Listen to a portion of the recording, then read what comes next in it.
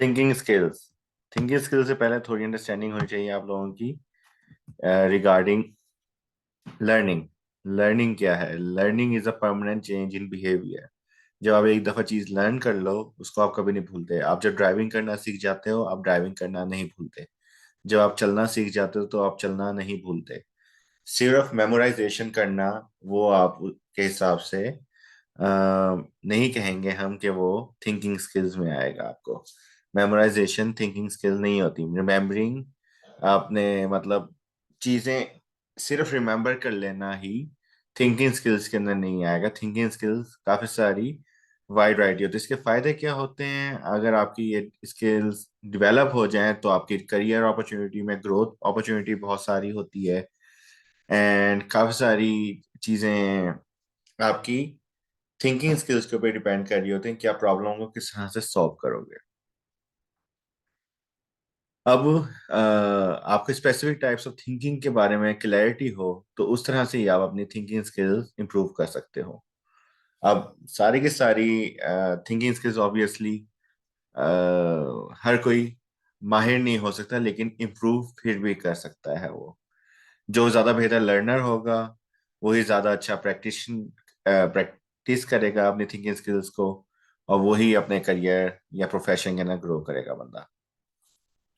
अब thinking skills यहाँ पर देखें, ये आपको आइडिया होगा कौन कौन सी है। वैल्यूएशन है, इंटीग्रेट है, रिमेम्बर है, एनालाइज है, फोकस है, कलेक्ट है, और इस तरफ भी रिमेम्बर है, ऑर्गेनाइज है। अब एक एक करके हम सबको देखेंगे। फोकसिंग स्किल में क्या होता है? आपने एक चीज पे फोकस करना है। ये ना हो कि आप अलग अलग चीजों पे at the same time focus कर रहे हो। अपने करियर के चूज करते हुए आपका फोकस कई जगह हो तो आप सक्सेसफुल नहीं हो सकते। तो फोकसिंग स्किल क्या है कि आप एक चीज पे एक वक्त में फोकस कर सकते हो। आप जब एक चीज से फोकस करोगे तो उसी चीज को आप ज्यादा बेहतर से अंडरस्टैंड करोगे। एग्जाम्पल देता हूँ, आप किताब खोल के पढ़ना चाह रहे हो कुछ, लेकिन आप उस चीज पे फोकस नहीं कर पा रहे। बैकग्राउंड में गाना चल रहा है, आप उस गाने को सुन रहे हो। सामने कोई बच्चे खेल रहे हैं, आप उनको देख रहे हो। या आपके पास खाना पड़ा है, आप उसको देख रहे हो। आप मतलब अपनी पढ़ाई के ऊपर फोकस नहीं कर पा रहे, या आप अपने ख्यालों में ही खोए हुए हो। तो आप किस तरह से उस चीज को लर्न कर पाओगे, उस तरह से उस किस तरह से उस चीज को समझ पाओगे, अंडरस्टैंड कर पाओगे। अब वो सब इसके अंदर स्टेप्स एंड डिफरेंट कि आपको नीड्स क्लैरिफाई होनी चाहिए। आपके क्या कहते हैं डिस्क्रिपेंसीज, मतलब आपके सोच के अंदर कोई भी शक वगैरह जो हैं वो खत्म हो जाने चाहिए। आपकी प्रॉब्लम डिफाइंड होनी चाहिए। ऐसी सिचुएशन को इग्नोर करें जो आपको कंफ्यूज करती हो। आपको मकसद क्लियर होना चाहिए, पर्पस जो है आपकी चीज का। आपकी डायरेक्शन क्या है, आपके गोल्स एंड ऑब्जेक्टिव क्या है, ये सारी चीजें फोकसिंग स्किल की अंदर आती हैं। Information and collection skill. अब इसके अंदर क्या है कि इंफॉर्मेशन आपके पास जो है आ रही है, तो आप किस तरह से उसको कलेक्ट करोगे। अब इसको ऑब्जर्वेशन के जरिए आप कर लेते हो। आप कोई चीज चेंज हुई हुई हो, जैसे नॉर्मली आप घर से बाहर निकलो, आप देखते हो कि आपके नेबर्स के पास कौन कौन सी कार्स हैं। तो आपके एक तरह से ऑब्जर्वेशन से वो फिक्स हो जाती है। Spot new information. अब किसी नेबर ने कोई कार चेंज कर ली या कार सेल कर दी है, उसकी कार नहीं खरी वहां पर, तो आपको अजीब लगेगा। तो आपका ब्रेन ऑटोमेटिकली अगर उस चीज को आइडेंटिफाई कर रहा है कि ये तब्दील हुई हुई है, तो ये मतलब आपके स्ट्रॉन्ग ब्रेन की निशानी है। अगर आपकी स्ट्रॉन्ग थिंकिंग स्किल्स की निशानी है। अगर आपका ब्रेन आइडेंटिफाई नहीं कर पाया कि चेंज किया है इस चीज के अंदर, जैसे काफी सारे केसेस के अंदर आपको पता नहीं लगता कि आपके सामने इतने सारे चेंजेस हो रहे होते हैं, आप उसको इग्नोर कर रहे होते हो, तो ये वीक ब्रेन की निशानी होती है। अगर आप चेंजेस को ऑब्जर्व कर पा रहे हो, समझ पा रहे हो, तो ये आपकी स्ट्रेंथ है। अब आपने इसके अलावा इंफॉर्मेशन कलेक्शन के अंदर सबसे ज्यादा ख्याल किस चीज का रखना है कि आपने ये ध्यान रखना है कि कौन सी इंफॉर्मेशन रेलेवेंट है आपके पर्पस के साथ, और क्या कहते हैं उसको ही सिलेक्ट करना है आपने। और इंफॉर्मेशन आपको कई जगहों से मिल रही होगी। आपने इस चीज काबिल बनना है कि इंफॉर्मेशन गैदर करो, लेकिन जरूरत के टाइम पे जरूरत वाली इंफॉर्मेशन ही यूज करो।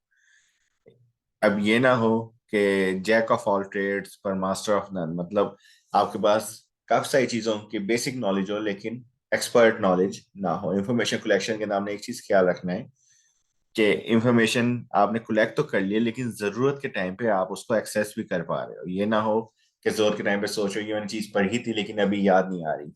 आपका मेन पेपर के अंदर यही तो होता है, आप लोग पढ़ के आ जाते हैं लेकिन आपने कोई उसको प्रैक्टिकली प्रैक्टिस नहीं किया होता, आपने सिर्फ थ्योरेटिकली समझा होता है। तो उसके अंदर ये इश्यू होता है कि आपने कोई अपनी तरफ से एग्जाम्पल नहीं बनाई होती उस चीज की। जब तक आप अपनी तरफ से कुछ एग्जाम्पल नहीं बनाओगे किसी चीज की, आप उसको बेहतर तरीके से अंडरस्टैंड नहीं कर पाते। तो पेपर के दौरान आप उसको रिकलेक्ट नहीं कर पा रहे होते, आप रिमेम्बर नहीं कर पा रहे होते, तो उस वजह से आप लिख नहीं पा रहे होते। रिमेम्बरिंग स्किल्स क्या है कि आपने जो इन्फॉर्मेशन कलेक्ट कर ली है, जो उसको आप किस तरह से रिमेम्बर कर पा रहे हो, और न्यू इन्फॉर्मेशन को लॉन्ग टर्म मेमोरी में किस तरह से करना है, और उसके लॉन्ग टर्म मेमोरी में ऐड करने का, उसको रिट्रीव करने के ऊपर भी जो बात मैंने पहले की वही बात यहाँ पर भी हो रही है कि इन्फॉर्मेशन लॉन्ग टर्म मेमोरी में आपने सेव करना, उसके बाद में आपने रिट्रीव भी करना। ये आपके रिमेम्बरिंग स्किल्स में आता है। ऑर्गेनाइजिंग स्किल्स, इंफॉर्मेशन आपको मिल गई है, अब वो उसके अलावा उसको ऑर्गेनाइज भी करना है। जरूरत के टाइम पे कौन सी इंफॉर्मेशन चाहिए, किस वक्त कौन सी चाहिए, इसको इस तरह से आपने ऑर्गेनाइज करना है। अब ऑब्वियसली आप कोई कुकिंग डिश देख रहे हो, उसमें उन्होंने कहा है पहले क्या कहते हैं, चूल्हा जलाना है, फिर आपने ऊपर बर्तन रखना है, फिर पानी डालना है, फिर उसके अंदर बॉईल करना है कुछ। तो ये सारे स्टेप 4 हैं।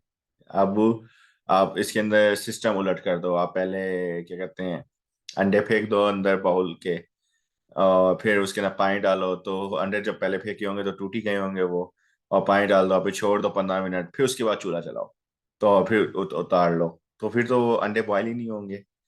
तो अंडे बॉयल होने का जो प्रोसेस था, उसको ऑर्गेनाइज तरीके से, जो स्टेप वाइज जो सीक्वेंस दी हुई है, उसके हिसाब से ही आप हर चीज को करो। कि पहले आपने क्या कहते हैं चूल्हा जलाना है, फिर ऊपर बर्तन रखना है, बर्तन के अंदर पानी डालना है, पानी डालने के बाद उसके अंदर आपने अंडे रखने हैं, 15 मिनट के बाद अंडे निकाल लेने हैं, 15 मिनट के बाद अंडा चूल्हा बंद करना है पहले, फिर बर्तन उतार के साइड पे रख देना है।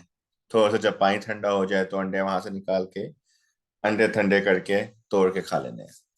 इस तरह से करके आपने स्टेप बनाने हैं। अब इसमें से कोई भी स्टेप आगे पीछे करोगे तो आपका सही तरीके से काम नहीं हो पाएगा। कि आप 15 मिनट पहले डाल के रख लो पानी के अंदर, उसके बाद चूल्हा जलाओ, फिर अंडे निकाल लो, तो वो तो बॉईल हुए भी नहीं होंगे, क्योंकि चूल्हा आपने टाइम गुजरने के बाद चलाया, और चूल्हा जलाने के बाद आपने टाइम नहीं गुजरने दिया, तो एग्स बॉयल नहीं होंगे। एनालाइजिंग स्किल्स, अब ये बहुत इंपॉर्टेंट चीज है। एनालाइजिंग स्किल्स के अंदर क्या होता है, आपको डिफरेंट पार्ट्स ऑफ इंफॉर्मेशन को किस तरह से इंटररिलेट करती है, आपको उसको अंडरस्टैंड करना चाहिए। अब ग्रेड काफी सारी करेक्टरिस्टिक होती हैं अलग अलग पार्ट्स की, आप उनको एनालाइज किस तरह से करो, उनके पैटर्न को समझो, उनको मेन आइडिया क्या है, उसका सब आइडिया क्या है। सबसे इंपॉर्टेंट चीज क्या होती है कि आपने इसके अंदर लॉजिकल एरर ढूंढना होता है, कि लॉजिकल एरर कहीं आपने लॉजिकली ही कोई बात गलत तो नहीं सोची हुई। जैसे एक टर्म है मार्केटिंग मायोपिया। मार्केटिंग मायोपिया का यही कॉन्सेप्ट है कि आपने गलत आइडेंटिफाई की हुई थी जरूरत। आपने गलत किस तरह से आइडेंटिफाई की हुई थी, आपके हिसाब से जो मार्केट के अंदर जरूरत है वो रैट ट्रैप्स की है, मतलब चूहे मारने की, जो माउस ट्रैप होता है उसकी जरूरत है। लेकिन हालांकि तो आप सारी की सारी इन्वेस्टमेंट उसमें कर दो, माउस ट्रैप्स बना के बेचने लग जाओ, फिर आप देखो कि ये तो बिक जाएंगे क्योंकि लोगों को इसकी जरूरत है। हालांकि लोगों को उसकी जरूरत नहीं है, लोगों को चूहों से छुटकारा पाने की जरूरत है। तो आपने आइडेंटिफिकेशन गलत की हुई है चीज, जिस वजह से आपने प्रॉब्लम का सोल्यूशन भी गलत लेकर आया। तो अपने लॉजिकल एरर्स को सॉल्व करना भी एनालाइजिंग स्किल्स का ही काम है। तो एनालाइजिंग स्किल्स जिसकी अच्छी होंगी वो जान जाएगा कि लोगों को चूहे मारने की, चूहों से छुटकारा चाहिए, उन्होंने माउस ट्रैप्स के अलावा उनको वो एक्सटर्मिनेटर से भी, या वो कारपेट मिलता है आजकल वो चिपक जाते हैं उस पर चूहे, या उसके अलावा पॉइजन होता है इनका, बहुत सारी चीजें होती हैं, तो उसके जरिए आप चूहों से छुटकारा पा सकते हो।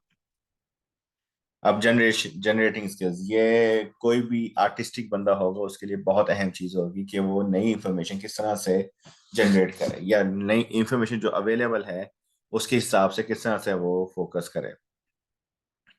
अब जो चीज हो रही है उसके अंदर नई डिटेल, उसको out of the box thinking ज्यादा अच्छी होगी, थिंक बियॉन्ड अवेलेबल इंफॉर्मेशन। इसके अंदर बहुत सारी चीजें आएंगी, तो इन सब चीजों के ऊपर फोकस होना भी लाजमी है। जनरेटिंग के अंदर आप नई चीजें ही लेकर आते हो या जो चीज मौजूद है उसको बेहतर करते हो। इंटीग्रेटिंग स्किल्स काफी सही इंफॉर्मेशन है उनको जनरेट रिलेट करना, कि अब एक प्रॉब्लम हुई थी, सिमिलर प्रॉब्लम उसकी जैसी दोबारा हो गई, तो उन दोनों को आप जैसे पहले वाली को सॉल्व किया था वैसे ही नई प्रॉब्लम को सॉल्व कर सकते हो, सिर्फ अंडरस्टैंड करके। अब इसके अंदर एक एग्जांपल मेरे जहन में आ रही है। जब मैं स्टूडेंट था यहीं यूनिवर्सिटी में, तो हमारे क्लब के कार्ड्स बने, और उन कार्ड्स के अंदर एक फ्लॉ था कि सबके कार्ड्स के ऊपर ना उनके करेक्ट स्पेलिंग नहीं थे लोगों के। तो मैं जब उस पोस्ट पे आया तो मैंने ये कोशिश की कि सबके स्पेलिंग सही हो, लेकिन अनफॉर्चुनेटली फिर भी वो सही स्पेलिंग नहीं हो पा रहे थे। एंड टाइम पे जब प्रिंट का ऑर्डर, मैंने कहा चलो दे देते हैं, बाद में चेंज करवा लेंगे। मैं प्रिंट का ऑर्डर देकर आ गया, जब एंड टाइम पे गया तो पता चला वहां पे उनकी मशीन में एरर हो गया था, एंड वो प्रिंट नहीं कर पाया प्लास्टिक के ऊपर। तो मैं परेशान था, फिर मैंने क्या कि चले आप पेज के ऊपर प्रिंट कर दें। उसको मैंने कट किया, अंदर कार्ड्स के ना पुट किया मैं सबको। उस वक्त तो मैंने कार्ड डिस्ट्रीब्यूशन सेरेमनी के अंदर कार्ड्स दिलवा दिए। तो लोगों ने शिकायत की, ये इतने सस्ते कार्ड क्यों बनाए हुए हैं, प्लास्टिक में क्यों नहीं किए।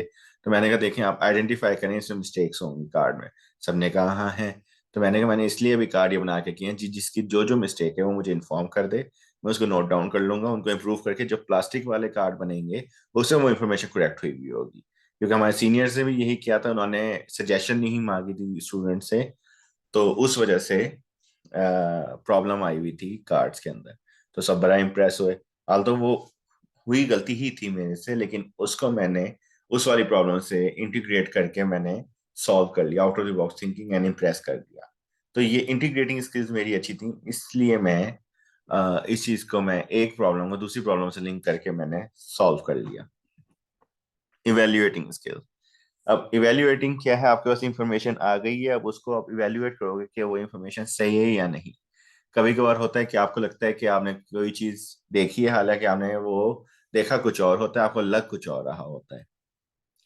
आप जैसे अनफॉर्चुनेटली एक यहाँ का माइंडसेट है कि अगर जैसे एज अ मुस्लिम हमारा तो इतना ज्यादा होना चाहिए, हमने खुद से बेवजह जब तक हम कुछ होता देख ना लेना हमें उसके ऊपर शक नहीं करना चाहिए, लेकिन हमारा माइंडसेट ऐसा है कि हम शक बहुत करते हैं। इस्लाम ने तो ये भी कहा हुआ है कि आप एक कमरे में जाओ, एक बंदा हो बैठा हुआ अकेला, उसके सामने प्याला पड़ा हो, प्याले के अंदर शराब हो, और बंदे के मुंह के अंदर होंठों के ऊपर भी शराब लगी हुई हो, तब भी आपने उस पर शक नहीं करना कि उसने शराब पी है, क्योंकि आपने उसे शराब पीते नहीं देखा। हो सकता है वो बैठा हो वहां आके, उसे प्यास लग रही हो, उसने पीने लगा हो शराब, वो पानी समझकर, जब होंठ में लगाया हो उसने तो उसे पता लगा होगा शराब है, तो उसने वहीं पर थूक दिया हो या निकाल दिया हो, उसे निगली ना हो। तो आप ये नहीं, जब आपको जब तक कंफर्म नहीं है ना कि उसने पिया है तो आप नहीं कर सकते। इवेल्युएटिंग स्किल में भी यही कॉन्सेप्ट है कि आपके पास जो इंफॉर्मेशन मौजूद है, आपने इस चीज का ख्याल रखना है कि वो एक्यूरेट हो, उसके बाद आप इवेल्युएट करो, मतलब उसके बाद आप उसके ऊपर डिसीजन ले सकते हो। ये एक तरह से इवेल्युएट कर लेना कि आपका इंफॉर्मेशन या क्वालिटी या लॉजिक वगैरह जो है इंफॉर्मेशन की वो सही हो। कैटेगरीज ऑफ थिंकिंग दो तरह की हैं, क्रिएटिव होती हैं या क्रिटिकल होती हैं। अब ये प्रॉब्लम किस तरह सॉल्व करती हैं या एफिशिएंट किस तरह से फोकस करती हैं, ये however it is essential to remain flexible in your thinking, ensure effectiveness of your thinking। Flexible रहोगे आप, ओपन माइंडेड रहोगे, तो आप ज़्यादा सक्सेसफुल होगे एज कम्पेयर टू आप रिजिड रहोगे, आपका माइंड एक चीज़ से फोकस रहेगा तो आप इतने ज़्यादा सक्सेसफुल नहीं रहोगे। अब क्रिटिकल थिंकिंग के अंदर क्या है, आपने रेलेवेंट क्वेश्चंस पूछना लाजमी हो, आपने वैलिडिटी भी देखनी हो कि इंफॉर्मेशन जो आपके पास है वो वैलिड है या नहीं। आप फैक्ट फ्रॉम फिक्शन, फैक्ट जो होती है वो रियलिटी है, फिक्शन जो होती है वो फेक इंफॉर्मेशन होती है। आपके आपसे कोई सवाल पूछे, आपका क्वेश्चनिंग टेम्परामेंट हो कि कुछ सवाल पूछने का भी और उसके जवाब का इंतजार का भी, और अगर कोई आपसे सवाल पूछ ले तो सही सही जवाब देने का भी आपका टेम्परामेंट होना लाजमी है।